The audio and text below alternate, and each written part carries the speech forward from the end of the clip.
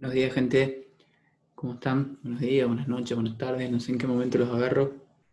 Eh, Estamos con un videito nuevo del práctico de Física 2 para entrar en el trabajo práctico 3, gases ideales y transformaciones en gases. Eh, Soy Guillermo Yos y les voy a presentar la primer parte de la parte práctica, digamos, de este TP3, que arranca con ecuación de estado, ¿sí? Después vamos a ahondar un poco más en cómo son las transformaciones isobáricas, isocóricas, en definitiva un par más. Pero en principio vamos a empezar a trabajar con esta ecuación que nos va a presentar varias variables que después se van a poner en juego más adelante también.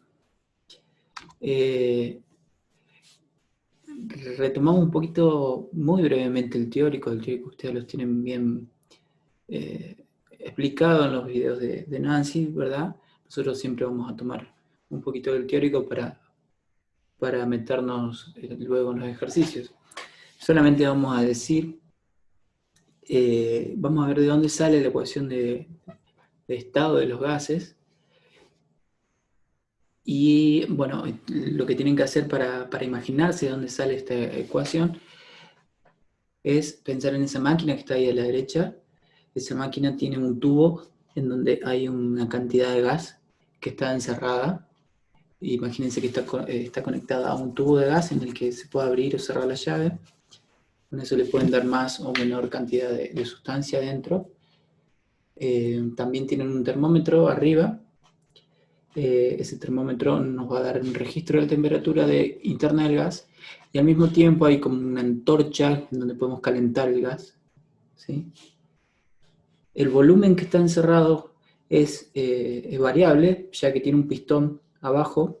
Ese pistón puede subir o bajar, lo que va a hacer que la cantidad de metros cúbicos, litros que tenga eso, va a cambiar. Y finalmente hay un medidor de presión, un manómetro, que nos va a decir a qué presión está el gas internamente, ¿sí?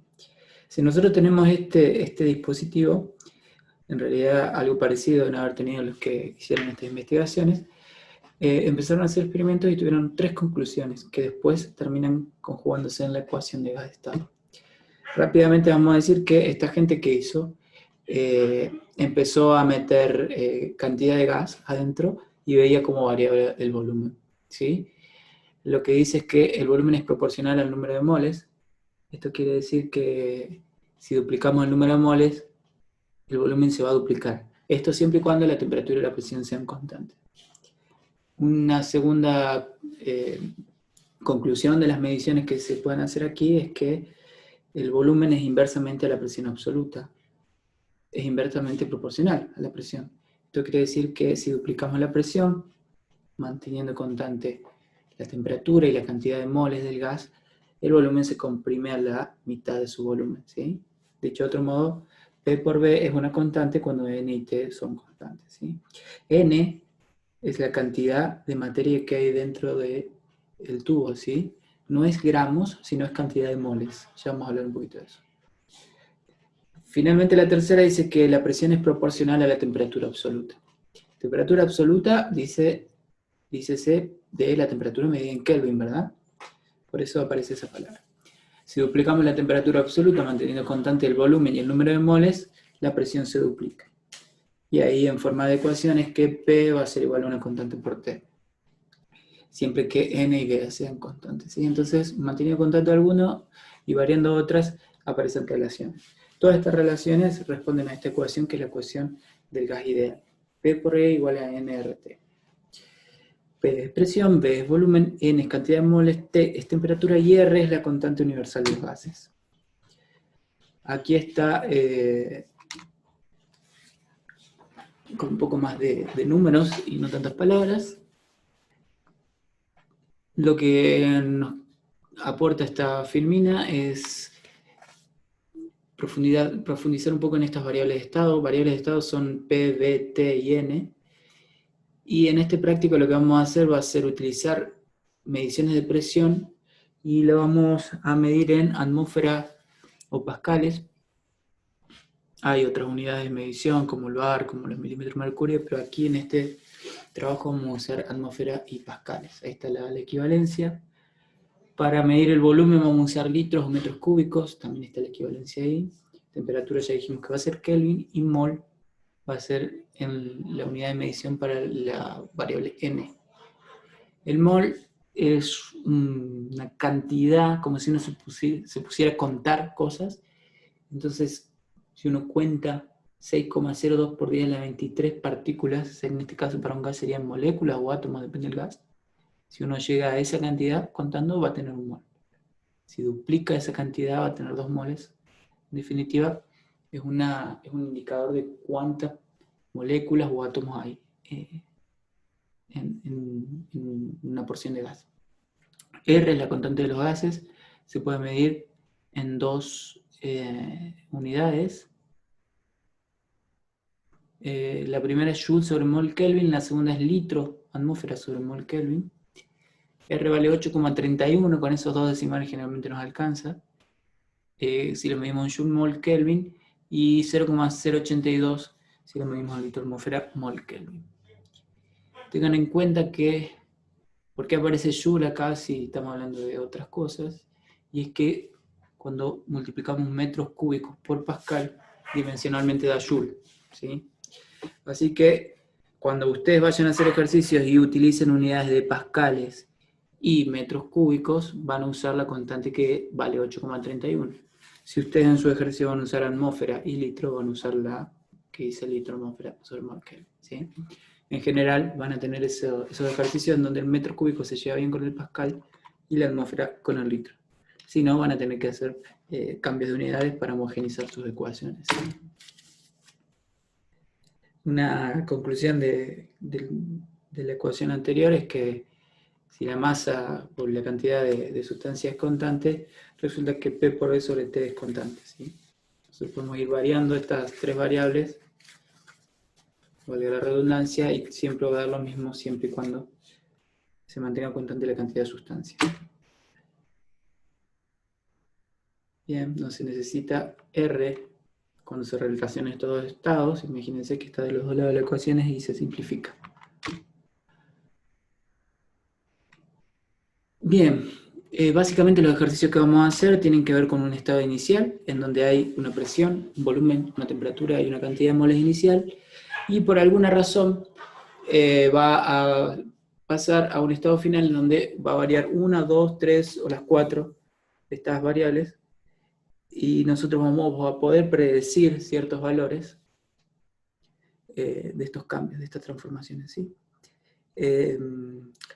Generalmente estas transformaciones se dan por inyección o liberación de calor, o también inyección o liberación de trabajo, aunque también algunas veces cuando variamos n puede no haber implicado ninguna de esas dos, pero en definitiva las transformaciones suceden ahí en un intercambio de energía, ya sea por Q o por W. Nos vamos a enfocar en esta primera parte solamente lo que sucede en los estados estables. Un estado estable es un diagrama de Venn celeste, como este es un estado estable, y este otro estado estable. La transición todavía no nos va a preocupar. Este ejercicio 1 lo van a mirar ustedes solos. Está bueno como para ir viendo cómo se relacionan las constantes, y termina siendo que, bueno, los dos valores de R son los mismos, simplemente que tienen un acondicionamiento de las unidades. Lo mismo este ejercicio 2. Me interesa pasar de lleno al 3.2 de la guía de Educo para que veamos este ejercicio y empecemos a maniobrar con estas cosas. Tenemos un tanque de 30 litros, masa molar, 28 gramos sobre mol. Esta masa molar es la que me dice cuánta masa hay en un mol, 28 gramos cada mol. La presión inicial, 400 kilopascales. Temperatura inicial, 20 grados. Imagínense ese tanque con esas condiciones, ¿sí? No sabemos cuánta sustancia hay. Lo que sucede dice que se abre la canillita, se deja salir un poco de sustancia y la presión desciende a 250 kilopascales, la temperatura baja a 8, ¿sí? es implícito que el volumen sigue siendo el mismo, ¿sí? Porque el tanque es el mismo. Tengan en cuenta ustedes que el gas siempre va a ocupar todo el espacio que se le dé. Así que si el tanque tiene 30 litros, independientemente de la cantidad de moles que haya, va a ocupar los 30 litros. Pregunta. Calcular la masa de nitrógeno extraída y la que había inicialmente en el tanque. ¿Cómo hacemos para saber masa? Bien, atento que pide masa y no pide moles. Cuando ustedes se encuentran con un diagrama de Venn en donde tienen un estado estable, siempre van a tener las 4 variables y si solamente les falta una, la que les falta la pueden obtener introduciendo las otras 3 en la ecuación de estado. Por ejemplo, si nos falta n, despejamos n de la ecuación de estado, tenemos las otras 3 y calculamos, ¿sí? Para el primer caso, ingresamos los valores, los vamos a poner en sus unidades fundamentales y vamos a trabajar en pascales y metros cúbicos. Se puede trabajar en atmósfera-litros sin problema. Va a dar 400.000 pascales por 0,03 metros cúbicos, esos serían los 30 litros. La constante en Joule sobre mol Kelvin y la temperatura pasada a Kelvin, que ya estaba en el diagrama de Venn, ya estaba pasada, ¿sí? El pascal y el metro cúbico se van a ir con el Joule, el Kelvin se va con el Kelvin y mol queda abajo de abajo, pasa para arriba. Es el mismo cálculo para los dos casos, en el inicial y en el final. Si nos preguntan cuánto se quitó del tanque, hacemos la resta del estado inicial y el estado final y vamos a hacer cuánto fue lo que se quitó. Entonces la cantidad de moles extraída es 1,72 moles. Como nosotros nos está pidiendo masa y no moles, vamos a utilizar esa densidad, una especie de densidad de masa por mol. Entonces a cada uno de estos valores resultados lo vamos a multiplicar por 28 para obtener gramos. El resultado es que la masa extraída es 48,1 y la masa inicial era 138 gramos.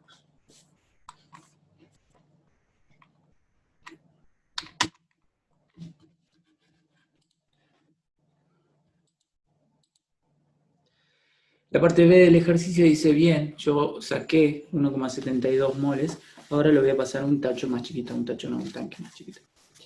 Lo que hacemos para saber la presión que tendrá a 12 grados es la misma deducción, bien, tenemos un diagrama de Venn en donde tenemos un estado estable que es ahora en un tanque más chiquito de 15 litros a 285 Kelvin y con 172 moles de sustancia. Como sabemos P, despejando P de la ecuación de estado, las otras 3 las sabemos, ingresamos nuestros valores, siempre manteniendo la homogeneidad en las unidades, y esto resulta que nos da 271.570 newtons sobre metro cuadrado. ¿De dónde sale el newton? Dirán ustedes. Y sale, en realidad podrían hacerlo más fácil porque en vez de escribir joule arriba podrían escribir pascales por metro cúbico y eso directamente cancelaría la unidad y me quedaría el pascal. Si hacen un análisis más fino del joule, le va a quedar newton sobre metro cuadrado y newton sobre metro cuadrado es pascal, ¿sí? Fuerza por sobre área. Fuerza arriba newton, área abajo. 271,5 kilopascales es la presión que va a tener este tanquecito más chico cuando se ingresen esta cantidad de moles, ¿sí? Bien. Sube bastante la presión porque es bastante más chico el tanque también.